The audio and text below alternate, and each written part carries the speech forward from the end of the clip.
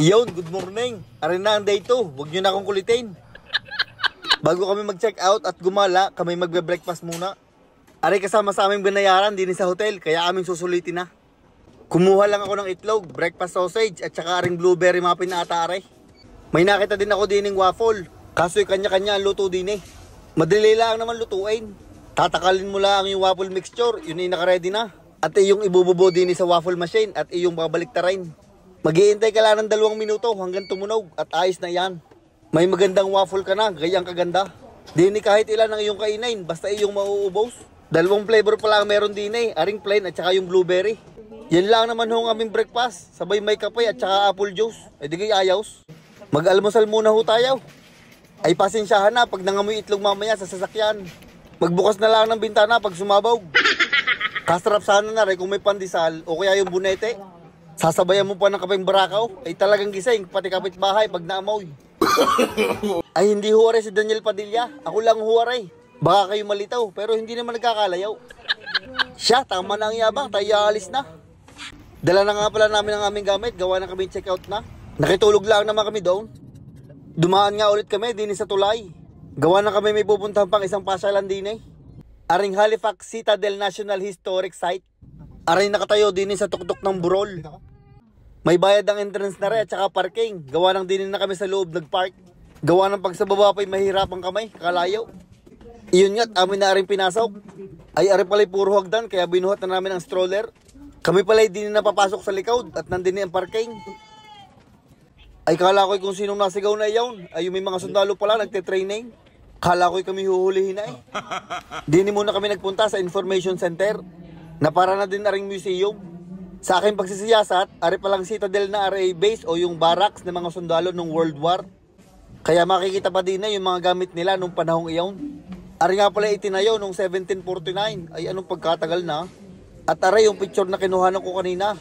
Naandiyan kami sa building na malaki sa gitna. At sa loob nga din na rin ay may bilihan din ng souvenir. Ay gayak ako'y maghaharap ng sinaunang baril o kaya espada. Ibebenta ko sana kay Bustoyo. Naisip ko'y wag na lang at baka ko'y multuhin. Ako ngayon naglakad-lakad at pagdating din sa dulo, abay may kainan. Hindi ko na nga natingnan kung anong paninda at busog pa kami eh. Ay di ako'y lumabas na laang. Ay siya pa tayo gagala muna din eh.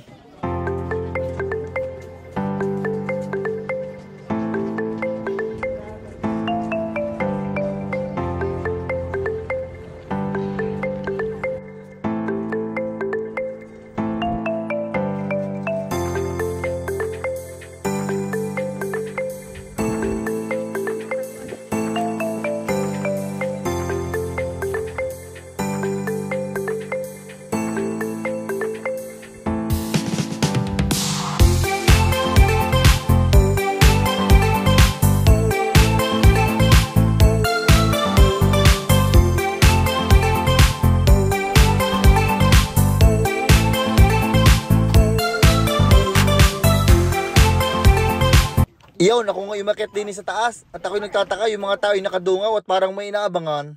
Di ako'y nakaisyoso, yung palay aray, magpapaputok daw ng kanyaw. At naisip ko iba'y bakit ay may kalabang ga? Wala naman pala, aray pala'y pinapaputok kada alas 12 ng tanghali. Araw-araw, maliban lang daw ng Paskaw.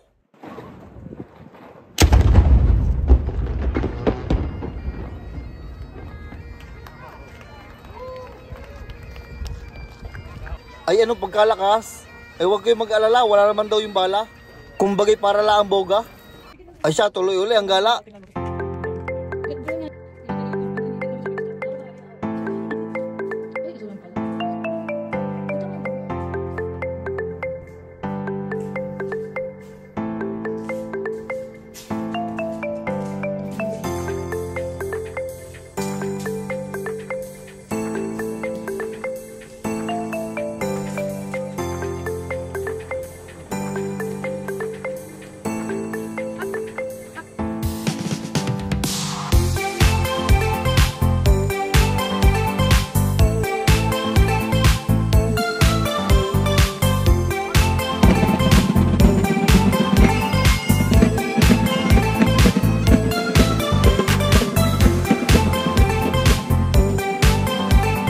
At pagkatapos ng galaan ay maghahanap na ulay ng kainan.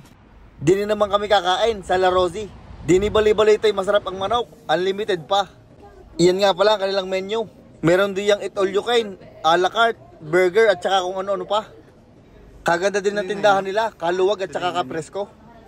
Ay gutom na nga kami. Kaya umorder muna kami na rin, french fries at saka yema cake.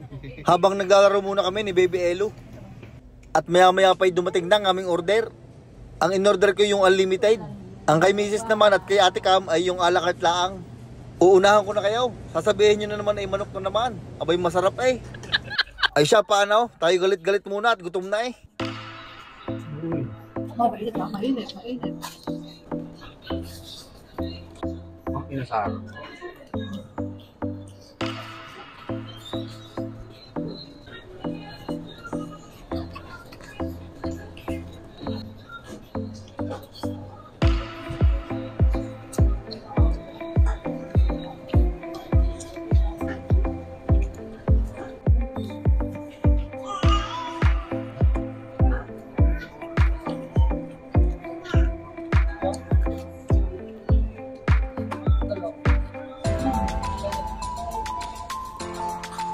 Bilis, bawang nito.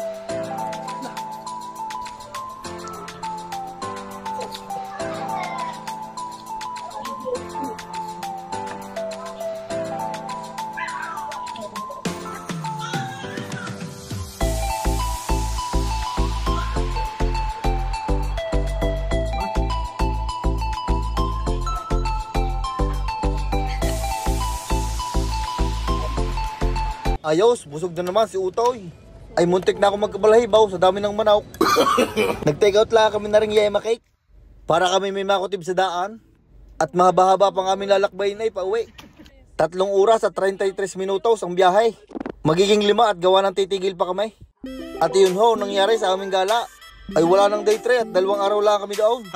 Shoutout nga pala kay Christian Dale Fernandez ng Cabanatuan City. Kay Enrique Santos Aguilar ng Bulacan. Kay John Albert Odonio ng Alitagtag, Batangas. Kay Mark Anyel. At sa aking mga teacher dati na si Ma'am Merly Maranan at saka si Ma'am Nora Kalingasan.